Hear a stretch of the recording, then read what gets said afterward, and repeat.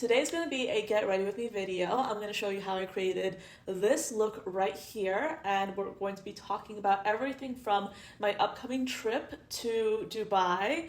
I'm also going to be covering some, hot takes on fragrances, and we're just going to have a quick catch up. If this is your first time on this channel, hello, my name is Anya. I absolutely love fragrances. I talk about them here 3 times a week in the form of full length content, big long videos like these, and I also post shorts on a daily basis.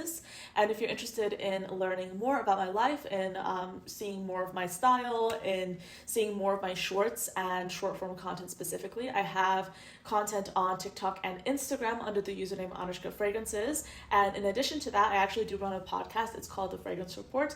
I come out with episodes every Wednesday on Spotify and YouTube. And moreover, if you're interested in learning a little bit about how to budget what's coming into your collection, about how to catalog what you already have, I recommend you download my fragrance collection log and expense tracker. It's available in my Stan store. So we have a lot to get through in this video. We're going to be doing a nice long one today, but without further ado, let's get into it. Hello everyone, I just got out of the shower. I'm going to be putting on makeup so I can film some videos for you guys, and I figured let's do get ready with me. So I did a poll on my community tab yesterday night. I'm filming this on a Sunday, and I asked if people wanted to see get ready with me, and 80% said yes and 20% said no, not really. So we're going to be doing get ready with me because I already have to get ready anyway, and I figured this is a good opportunity to just talk and yap about things.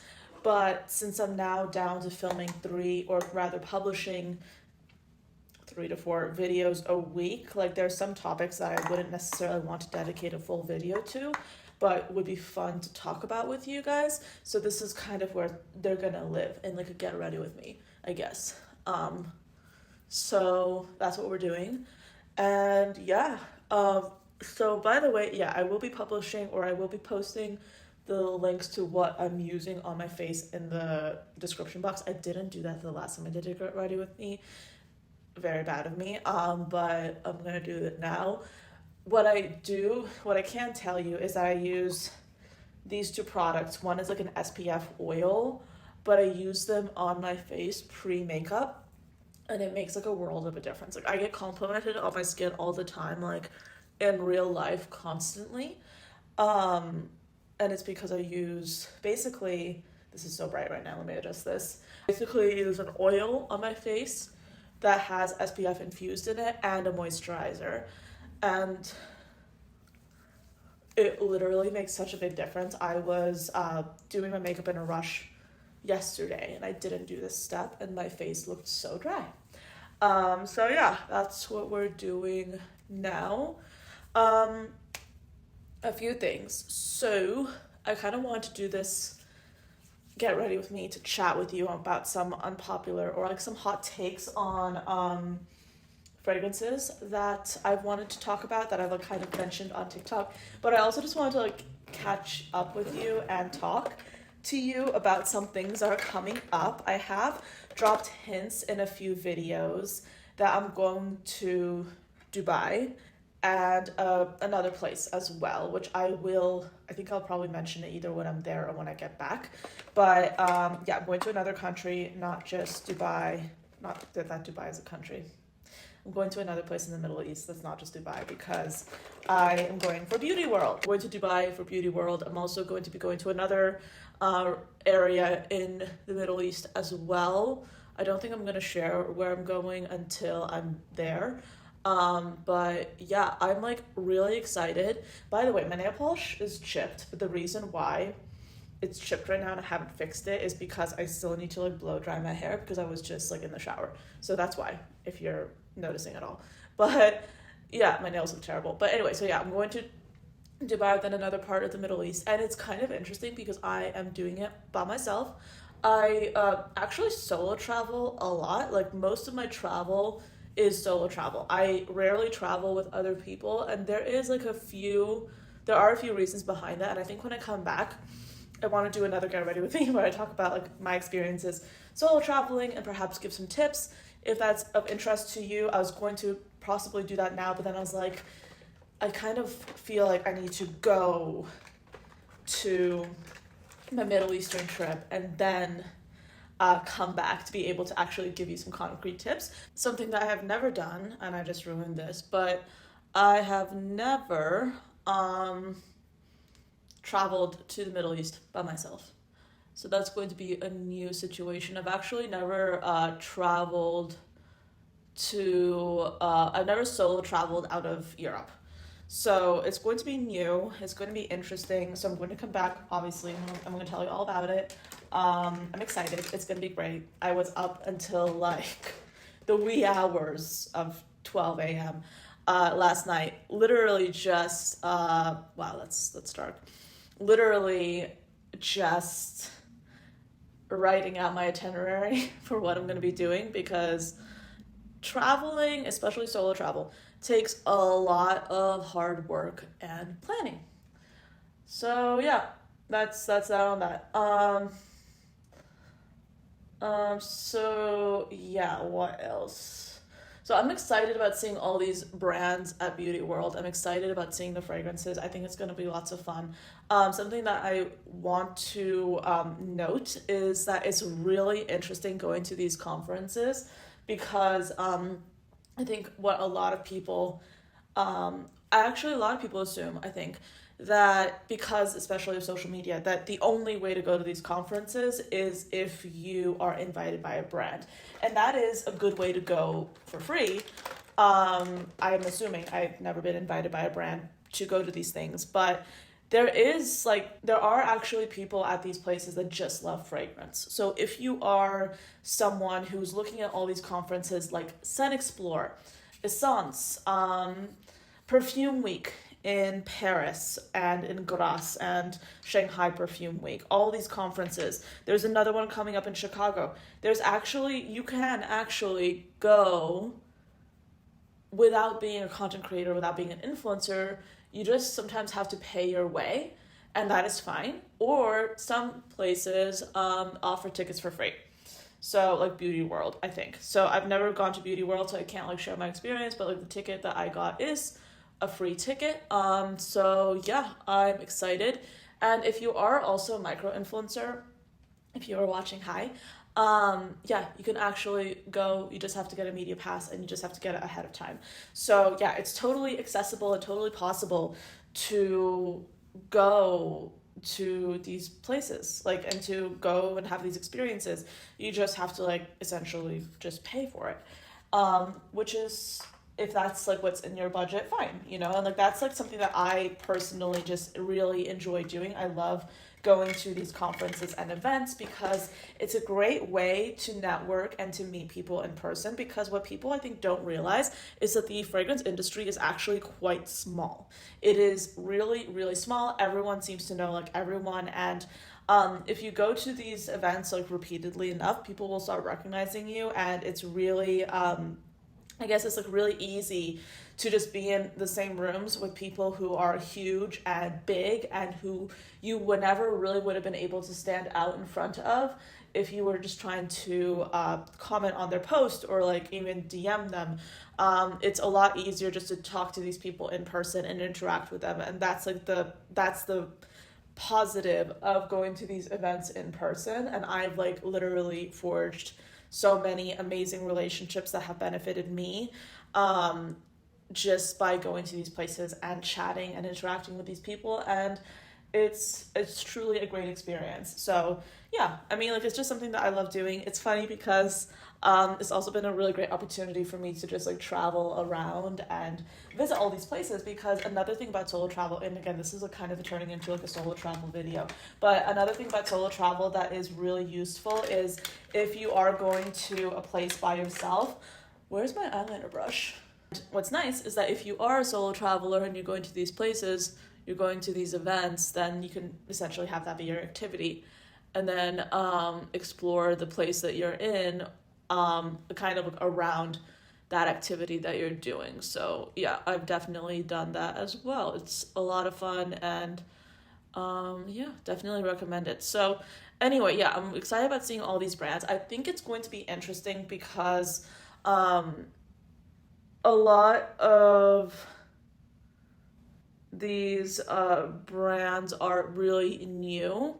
And one of the things I have noticed about going to these conferences is that yes, it's a really great way to like interact with brands. And this might be an unpopular opinion, again, we're segueing into that, but I have found that sometimes these conferences are a really great way to understand like the reasoning behind someone creating a product and why their product may or may not stand out in the greater kind of fragrance realm, so to speak. So I personally have decided, or like this has been like a decision that's happened over time. I've decided that I really only want to have or include fragrances in my collection and in my videos that I think are doing something a little bit more unique and interesting. I posted a video, I think it was a few days ago when I'm filming this, but I posted a video talking about how we need to normalize the idea that if you are trying to build up your fragrance collection, it's okay to stop at a certain category. So if you have a lot of cherry perfumes and you're seeing a new cherry release and you don't really need another cherry release, it's okay to just say like I'm not buying any more cherry perfumes. Same thing with vanillas. I mean, we're seeing vanillas pop up all the time because vanillas do really well. Vanillas sell. Vanillas are easy to just promote and people buy them. So that's why we're seeing them so much.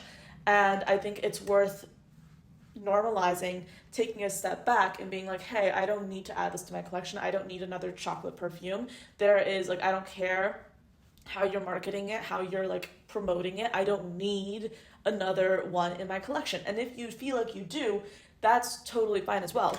But I personally have gotten a little bit fatigued with this whole like idea of not like pretending, because I don't want to speak for other people, but this whole idea of trying to promote this, concept that you need all these fragrances that are coming out when really you don't.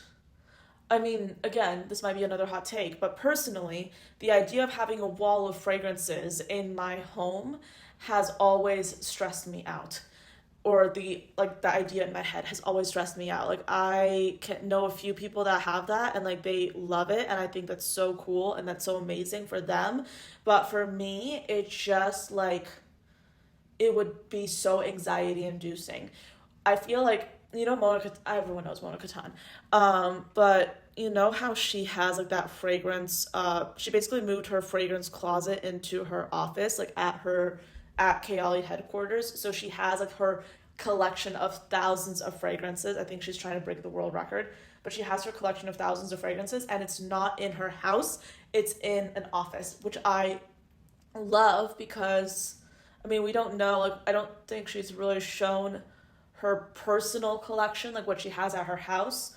And I don't know what her setup is, but I love that idea of just like having like a specific like place that you're just focusing on your fragrance collection, and then like the rest of like your space is just devoted to just yourself. And I live in an apartment. I'm not at that place where I can afford to have like an entire separate space just for fragrance and just for beauty. So like my fragrances, like there's like that cart in the background of my video here. This has like a bunch of sample sets and discovery sets. I have another cabinet with all my fragrances, and like the cabinet is getting full. So like I think I'll actually have to be doing some severe decluttering because yeah, it's just a lot. And like my collection is not even that large. Like it's large. I have 150 bottles, give or take, but I have just been like, okay, I need to stop hoarding because I kind of see this as like collecting and hoarding can kind of like really kind of get blurry. Like the line between collecting and hoarding, it's at some point it's a matter of opinion. Like you can say that you're collecting something, but to someone else it can seem like you're hoarding. And for me, like my whole life I've just been like super really very much interested in like different hobbies and different like things like that basically result in me accumulating stuff. And one of the things I'm like really interested in and I have been really interested in for a really long time has been books, for example. and I'm in my 20s. I have way too many books. And as someone who has moved cross country, across state lines, and I'm actually moving again in a few months, it's stressful. Yeah, no, like I've moved, wait, hold on. How many times have I moved? 1, 2, 3, 4. Oh my gosh, this will be my 5th move in 5 years. 6 years. That's insane. Yeah. Has it been? I think. Yeah, that's insane. So that just goes to show, if you have more stuff, it's stressful. So yeah, and I happen to have a lot of stuff. I love fashion, and I love fragrances, and I have all these like hobbies that just involve me in having like these things, and yeah, it at some point it's just not making sense. And also, here's the thing, you know what I've noticed, and this is okay, feel free to interject in the comments below. I've noticed, and maybe this is just because like it's what works for me, but the videos that do really well for me, at least lately, particularly when it comes to like shorts, TikToks, are the videos where I'm not just necessarily just like reviewing fragrances. It's me just talking about like a certain idea or a certain trend or a certain concept or a certain hot take. Those videos do remarkably well compared to reviews. And it's actually interesting because I've started, in some of my videos, I've started to kind of interject like a certain, like talking about a trend and then talking about a fragrance that like corresponds with that trend. And those videos do well, but the videos that don't do well are the videos where I'm like, this is the vanilla fragrance. Not that I'm like talking like that in my videos, but it's interesting. And I think it has to do with the fact that fragrances are becoming more and more expensive. I was actually at a fragrance store in New York. I'm not going to say the name of this store, but I went to a few fragrance stores. And I was at this particular store in New York, and I was asking them like, how have the price increases been impacting your business?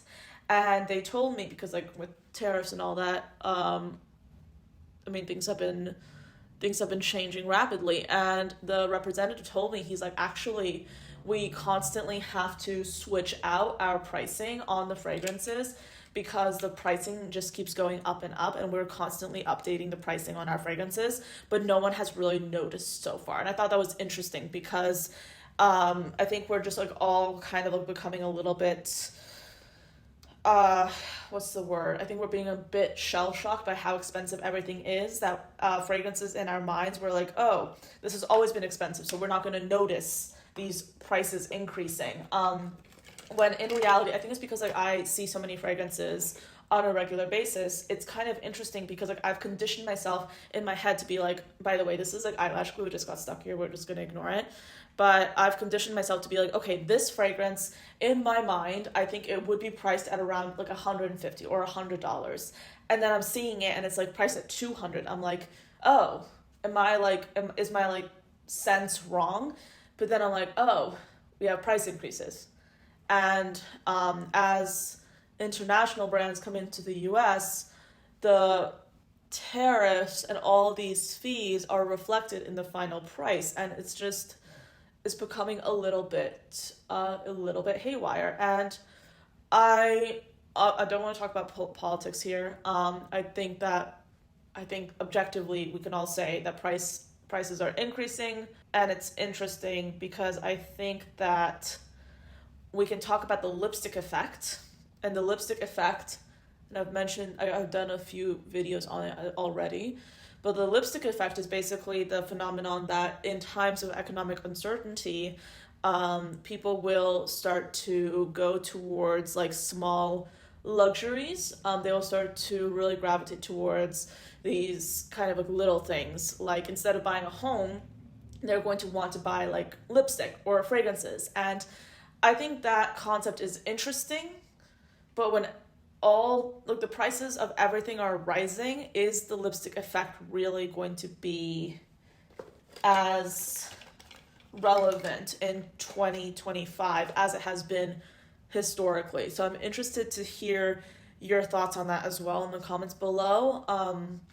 Yeah, like, do you think that's relevant in 2025? Because on one hand, people, I think reports are coming out saying that fragrance prices are actually increasing, or like fragrance sales are increasing. And I'm kind of curious to gauge people's opinions about it, because I've definitely talked to a lot of brand founders who have decided to pause, or I would say focus on distributing their brand via retailers in the US instead of like doing direct to ship, or shipping directly to the US. So I kind of like see their perspective, but it's interesting. I would like to talk to more consumers and see what they're saying about it, because for me, I think that I'm kind of starting to slow down my consumption, not because I'm necessarily scared about like anything because I think for me, I'm starting to slow down my consumption but that's like my nature. I'm not I've always been a very fiscally minded person, but I'm not sure if everyone else is kind of going towards that direction. One thing that I do want to make abundantly clear is, if you're watching my channel, you're never going to have to feel like, I never want you to feel like you have to buy a fragrance or buy a high ticket item just to keep up with me. I never want my videos to lose value as just something that's entertaining or intriguing to listen to. So that's something that I will be focusing on, especially now. Like, I don't want to lose that. So I've been having all these breakouts. This is absolutely diabolically insane. I want to pick up these breakouts so bad, but I'm trying not to. I do want to say something about the lipstick effect that I just thought of. So in previous years, when we have used lipstick effect as like a concept as an example, we were talking about the lipstick effect we're talking about it in the context of the Great Depression. So at that time, capitalism looked really, really different compared to what it looks like now. It did. That was before Reagan, before this whole influx that we have. Oh wait, I missed a step. Before like we had all these billionaires, never have been more billionaires than what we have today. And like the numbers are kind of insane. I think like for a really long time we had like 10 billionaires worldwide, like maybe 12, and now we have a lot more. So it's fascinating because the wealth inequality is getting, like, the gap is growing bigger and bigger between like what we have like at the very, very top, like the 0.01%, and then everyone else. Like, that's just how it's been ever since like the 80s. So when there is such like a wealth inequality gap, does the lipstick effect still remain? Like, is it as valid, or not valid, but is it as relevant as it was back in the 1930s, or is it going to change a little bit? Like, because I see fragrances as a bit of a luxury. Like, I love fragrances. I think the industry is growing and growing. But it's just something that's like interesting, because we can talk about the lipstick effect being applicable to fragrance as well. But I also can't imagine people going out and feeling like they can spend like money on like 5 fragrances a month. That doesn't track in my brain. Maybe like 1 a month. So I feel like that's where we're at. But I don't know. Let me know what you think about that. As you already know, I'm a big history buff. I find this stuff fascinating. And I think that it's always really important to kind of like look backwards and see, be like really judicious about looking back at history, because you don't want it to repeat. And that's why I'm such a history buff. Like, I find it fascinating, because there is a reason why for absolutely everything,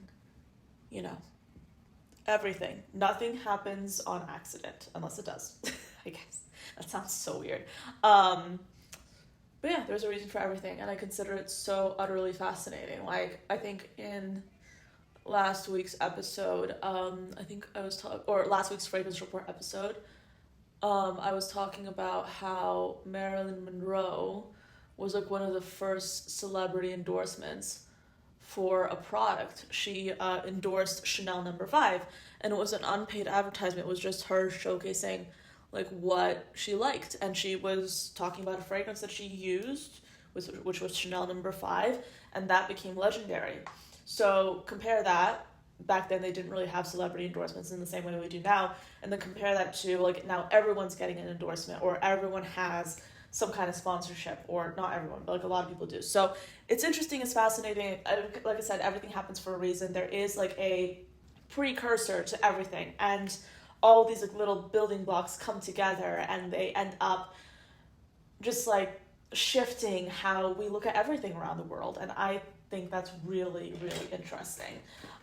Something, while we're talking about the lipstick effect, something I want to segue into is the fact that as I am working on really being careful and really being judicious about what I'm adding to my collection, how much I'm spending on fragrance, I've started to really prioritize customer experience and really prioritize aesthetics when it comes to fragrance.